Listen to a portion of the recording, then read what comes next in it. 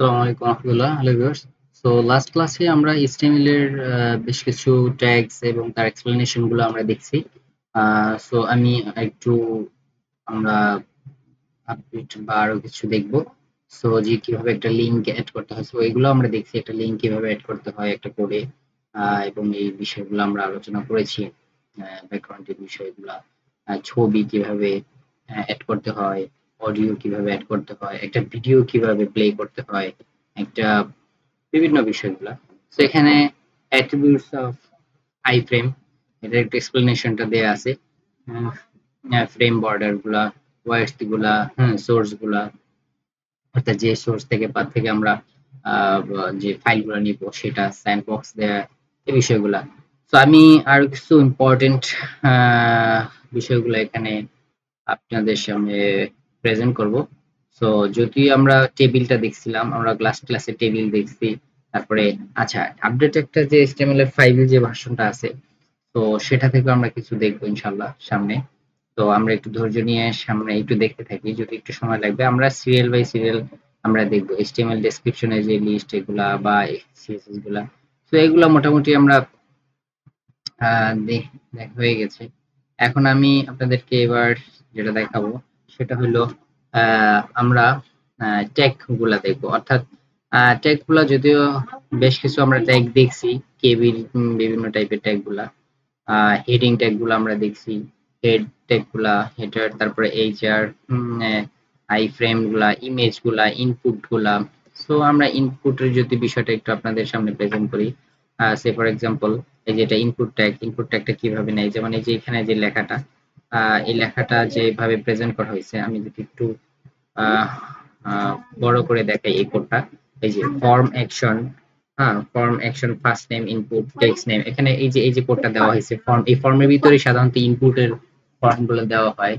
Form গুলো সাধারণত ইনপুটের ভিতরে দেওয়া হয়, যে এটার ভিতরে এই যে এখানে দুইটা দেখতেছেন আউটপুটটা, ফার্স্ট নেম লাস্ট নেম, তারপরে এই দুইটা নাম ইনপুট দেওয়ার পর সাবমিট, এই যে কোডটা এটা ফর্ম অ্যাকশনের ভিতরে দেওয়া হয়।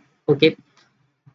সো আমরা টেবিল দেখছি, আনঅর্ডার লিস্ট দেখছি, HTML উইথ CSS টা কিভাবে কাজ করে সেটা একটু দেখি, যে HTML এর সাথে CSS টা অ্যাকচুয়ালি কিভাবে।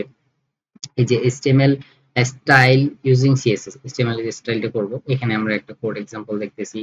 সো এখানে আমরা যে কোডটা দেখতেছি, এই যে body style, text align centre, এই তো এর স্টাইল।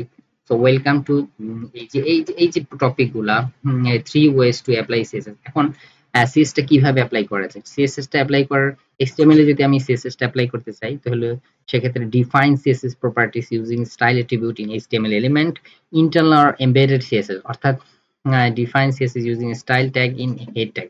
অর্থাৎ হেড ট্যাগের ভিতরে আমরা যদি স্টাইল ট্যাগটা ইউজ করি, তাহলে কিন্তু আমাদের CSS টা কাজ করবে। আবার বলতেছি, হেড ট্যাগের ভিতরে যদি আমি স্টাইল ট্যাগটা ইউজ করি, তাহলে আমাদের এটা কাজ করবে সুন্দরভাবে। অথবা আমি যদি চাই যে ডিফাইন CSS প্রপার্টিসটা স্টাইল অ্যাট্রিবিউটের ভিতরে HTML এর ভিতরে কাজ করবে, সেটা আমি লিখতে পারি। অথবা আমি যদি চাই না, একেবারে আলাদাভাবে CSS একটা আমি ফাইল ক্রিয়েট করব, যেটার সাথে জাস্ট জয়েন্ট করে দিব HTML এর সাথে, যেটাকে বলা হয় এক্সটার্নাল CSS, যেটা আমরা ইউজ করতে পারি।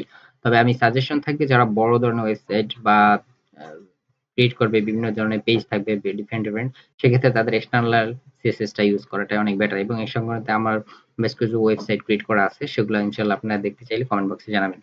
ওকে, এরপরে এই যে ইনলাইন বিষয়টা যেটা আছে, ইনলাইন বিষয়ে যে কোডটা দেখতেছেন, learning HTML using inline CSS। সেক্ষেত্রে আমরা যদি এটা কোডটা একটু দেখি পুরোটা, এই যে এই লেখাটা learning HTML using inline CSS, অর্থাৎ এই যে এখানে দেখতেছি আমরা, এটা হচ্ছে HTML এর ভিতরেই এই কালারটা, রেড কালারটা, ফন্ট স্টাইল, ইটালিকটা, টেক্সট অ্যালাইন সেন্টারটা, এই পুরোটুকু কিন্তু আমাদের CSS, এই পুরোটুকু আমাদের CSS প্রসেসটা, এটা এইটুকু পুরোটা CSS। ওকে, এটা হচ্ছে ইনলাইনের জন্য। আর যদি আমি ইন্টারনাল CSS বলি, সো সেক্ষেত্রে কিভাবে আসবে, ইন্টারনাল CSS যদি আমরা ইউজ করি, তো সেক্ষেত্রে আমরা এই যে দেখি ইন্টারনাল ইউএসএস, এটা কিন্তু এই হেড ট্যাগের ভিতরে না, এটা হচ্ছে HTML এর ভিতরে থাকবে। এই যে যেটাকে আমরা বলছিলাম হেড ট্যাগের ভিতরে থাকবে, এই যে হেড ট্যাগ স্টার্টিং, এবং এই যে দেখেন হেড ট্যাগ ক্লোজিং, এর মাঝখানে আমাদের এই যে এইটা, এই যে স্টাইল, এই যে স্টাইল মানে হচ্ছে আপনার বুঝতে হবে যে এখানে CSS ইউজ করা হইতেছে। এবং এটা আমাদের এই লেখাগুলো, এই যে বডিতে স্টাইল করে দিয়ে লেখাগুলা বডিতে শো করবে। সো এরপর আমি যদি এক্সটার্নাল একটা CSS ফাইল আলাদা ইন্ডিভিজুয়ালি আমি ইউজ করতে চাই, সেটারও আমি এক্সপ্লেনেশন করছি।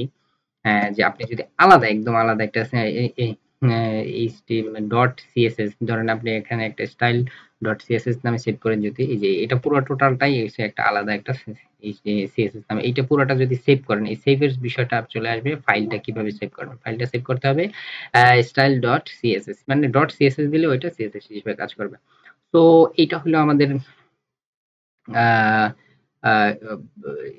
টপিক ওকে তারপরে আমরা HTML এর ক্লাসটা একটু দেখি HTML class attribute in HTML class attribute কি ডিফাইন HTML ক্লাস তো HTML ক্লাস অ্যাট্রিবিউট গুলো আমরা এখানে দেখতেছি খুব সুন্দর মতো যেখানে হেড ট্যাগ আছে হেড ট্যাগের ভিতরে স্টাইল আছে স্টাইলের ভিতরে এই যে স্টাইলটা কাজ করা হয়েছে যে ব্যাকগ্রাউন্ড কালারটা কি হবে ব্ল্যাক হবে এবং ফন্ট ফ্যামিলি কার্সিভটা হবে কালার লাইট গ্রিন হবে ওকে। হ্যাঁ, তো এটা গেল। এরপরে আমরা যদি আরো টপিক আছে সামনে, আমরা এই ধারাবাহিকভাবে টপিকগুলো পড়বো ইনশাআল্লাহ এবং আমি প্র্যাকটিক্যালি কোডগুলো করে আপনাদেরকে দেখাবো নোটপ্যাডে। তো সবাই সাথে থাকবেন, সুস্থ থাকবেন, ভালো থাকবেন, দোয়া করি এবং একে অপরের জন্য দোয়া করবেন, পাশে থাকবেন। আসসালামু আলাইকুম ওয়া রাহমাতুল্লাহি ওয়া বারাকাতুহু।